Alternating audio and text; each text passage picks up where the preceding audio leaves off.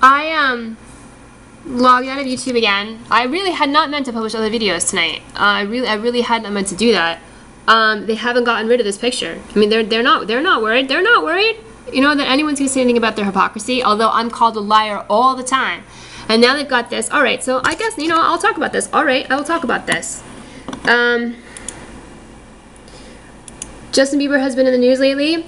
I checked out his official website today, and I just didn't know anything about him. I just don't know much about any of these people. Most of them, really, especially the really young ones that were not a part of the time in my life when I was, you know, pretty young and paid attention to any of that stuff anyway, or kind of couldn't avoid paying attention to it, because you kind of can't at a certain age, you know, because that's I mean, it's kind of the target audience for a lot of people, you know, for in the entertainment industry is like from, I don't know, you know, young childhood or young teenagers to people who are, oh, maybe 30, you know, something like that. I saw this. I hadn't seen. This is the first page of his website, right? And I just looked at the first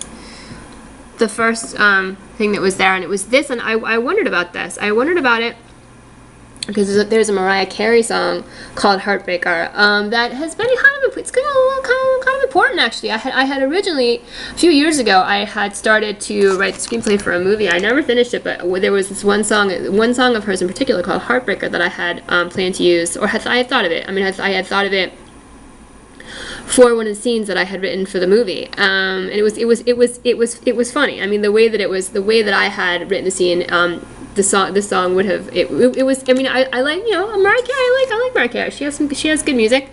She's really talented. She's of my era. And that song I had always liked it in particular. I thought it was always like a funny song. And he has subsequently written this song. I don't even know when he wrote it. I don't, right? So I saw the video of it tonight. I didn't like the video particularly, to be honest with you. And I thought about saying something about it, but I feel like, you know, I'm kind of so tired of criticizing. I'm so tired of criticizing. I don't feel like doing it. I just, you know, I felt like I had other things to do.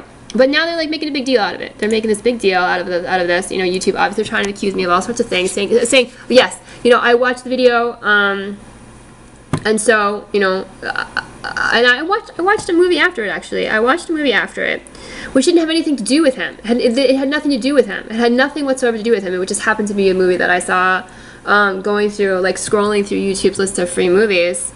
The movie was actually called Teenage Delinquent. And it was the only one that looked interesting out of all the ones that I saw. And so I watched the whole movie, and it's from 2009, and it actually is, it's actually one of the better movies I have seen in a long time. And I was thinking about that. While I was watching. I was thinking, wow, you know, like all this award season is happening for all sorts of movies, and I bet there are very few movies that actually are being nominated for anything that are actually as good as that movie was. But, you know, I mean, because I have no privacy, I can't do anything. And now YouTube thinks it's all right to do this. So, all right, let's talk about this, because there's other music of Miriam Carey's that I have listened to. Also, there was a song called "Obsessed" that I listened to for a while. I think it's you know, I mean, that I had various people found it to be, you know, not flattering to them that I listened to the song. Anyway, what I wondered about when I heard about this story is if everything about what happened to this woman was actually the government using her as code. Because I had listened to Miriam Carey's music for a couple of years, you know, and people knew that I had listened to it because I had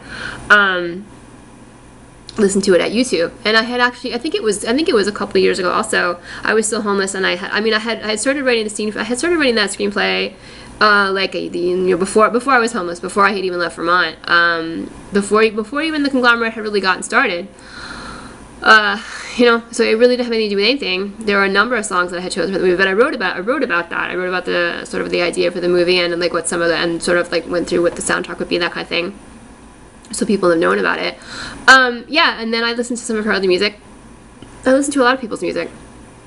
But what I'm thinking is what I thought perhaps at the time when I first heard about the story, and I think I'm probably not the only person who thought that this might have happened, is that perhaps this woman really was being stalked by the government, and that they set this entire thing up because I had listened to Miriam Carey music, and they were just threatening the entire industry.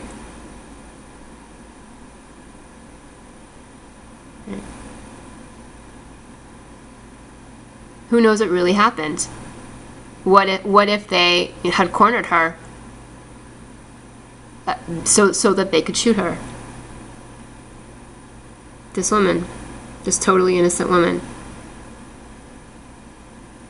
2 of her sisters disputed this characterization of her. She believed her apartment was bugged. Okay, she had called police to say her apartment was bugged and Obama was behind it. All right, and then here's the thing. After they killed her, they did this. Why did they do that?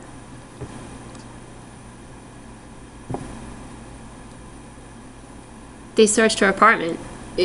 Could it be that they searched her apartment and took things from it to remove all the evidence that what she was saying about what was happening to her was true?